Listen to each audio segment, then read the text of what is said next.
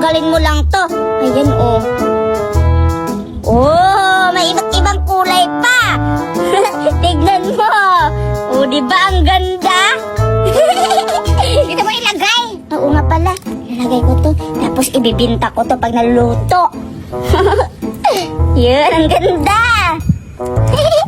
Ayan, ang ganda-ganda na nagawa mo, Berta. Kaya ako na naman magpagawa ng slime. Ang ganda-ganda ng slime. Kaya dito ko na lang siguro ilalagay ko dito, Berta, para mas marami yung magawa ko. Ito, mara siyang may may...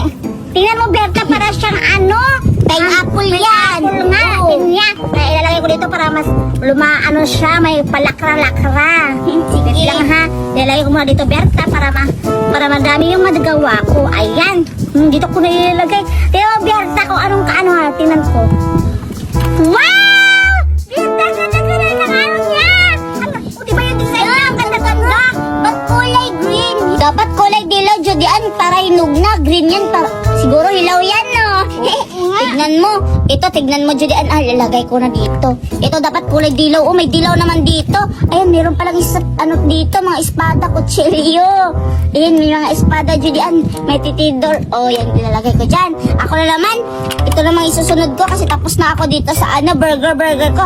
Ito na naman ako sa strawberry. Ito, ay, ito lang, paano ba ito? Turuan mo ko, Judian. Saan ba ito?